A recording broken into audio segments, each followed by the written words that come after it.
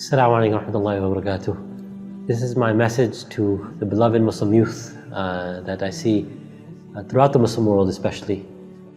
Millions and millions of youth, mashallah. We are a young ummah. A majority of the ummah is under 40 years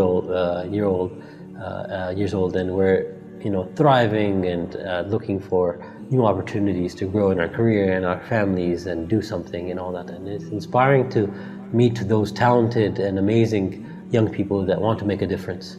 So this is my message to not only them, but to the rest of the Muslim youth. Because many of them that I see are wasting their potential and also sometimes misdirecting their energies. So the first thing that I advise is ambition. The greatest of the Sahaba and companions of the Prophet were those sallallahu alaihi wasallam that, and radiallahu anhum, were those that actually took the mission of the Prophet, the mission of spreading Islam, the mission of embodying Islam, the mission of living a beautiful and good life of ihsan, and took it as far as they could and as deep as they could. So they lived Islam fully and they spread it throughout the globe. Now, the house of Abu Ayyub al-Ansari, where Rasulullah, when he was entering Medina, he said the camel was guided by Allah and it will stop where I need to rest.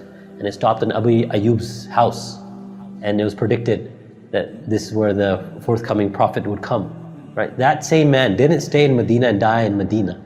When Rasulullah passed away, he went and supported the warriors of the Ummah wherever they were. And his grave is where? It's in Turkey. It's in Istanbul. Meaning he left the city that we all wished and dreamed that we lived in and died in, and left to spread the message of Islam and of the Deen and to show its beauty.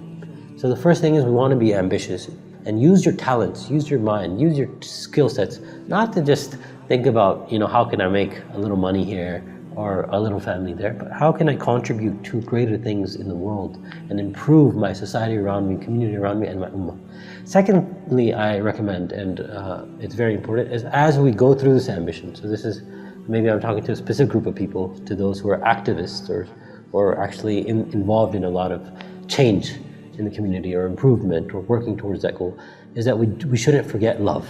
We shouldn't forget rahmah. Allah subhanahu wa ta'ala is ar-Rahman, and there's so many ahadith that once you show mercy and love and unconditional rahmah, you could say care and empathy towards your ummah, then Allah subhanahu wa ta'ala also then looks out and loves and cares for you, inshallah.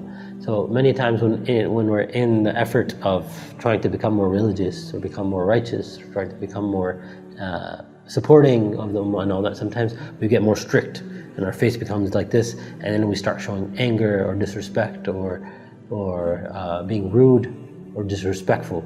So that's an imbalanced person. And so we want to get where we have the ambition for ourselves and we're hard on ourselves, and at the same time loving of Allah and loving of others and working towards growth for ourselves and others. And then we have the akhlaq of the Prophet, the character of the Prophet ﷺ, where he actually attracted people to him with love and mercy. And this brings me to my third point, which is balance. Islam isn't just an intellectual exercise where you're just going to try to collect all the books and knowledge and memorize the Quran and know all the hadith and Arabic and all that. It's not just a religious, you could say, worship exercise where you're just praying and worshiping and doing all of that. It's not just a community service. It's not just trying to establish a religious community and society and Islamic law. It's not any one of those elements alone.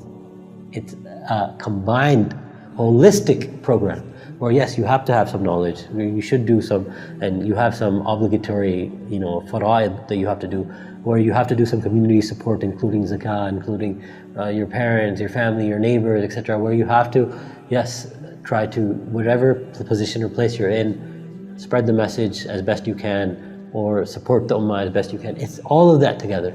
So you need to focus in not only on growing yourself and the ummah, but also on balance. How do I balance these elements together in a good way? And sometimes I'll give you an example. For example, in worship, someone came to the Prophet ﷺ, 3 guys, and one said, I'm going to pray all night. Another said, I'm going to fast every single day. And another said that I'm not going to get married or something like that. And use the logic that, oh, the Prophet is pure, so he can do these things, but we're impure, so we have to do extra than him. And the Prophet ﷺ actually listened to those young people and said, no, if you want to be successful, follow my footsteps, right? And tame your desires and go forward, and Allah will put barakah and blessing, inshallah. So, and I'm paraphrasing, but basically it was a guidance from the Prophet ﷺ, and this happened multiple times. One time, a specific Sahaba, Abdullah ibn al-As, also same thing. He was fasting one day, praying all night, and was, one of the super Sahabis, you could say, very ambitious and very driven and all that. So his wife complained, and then Salman al-Farsi was like, no, this isn't the way, and the Prophet ﷺ supported him and said, no, you have to give time to your wife as well. You have to give time some days where you're not fasting, etc., etc. So maybe a good problem to have when people are extra religious, but the Rasulullah way is a way of balance where you're juggling all elements of life together. So there's the financial, there's the relational, there's the health, there's the communal, and then the spiritual sort of directs and guides and empowers all of those things and more. So that's the message for the youth. Be more ambitious, be more loving, caring, and with good character, and find balance in your life, and keep tweaking towards more and more balance like the Prophet ﷺ had. Jazakallah khair.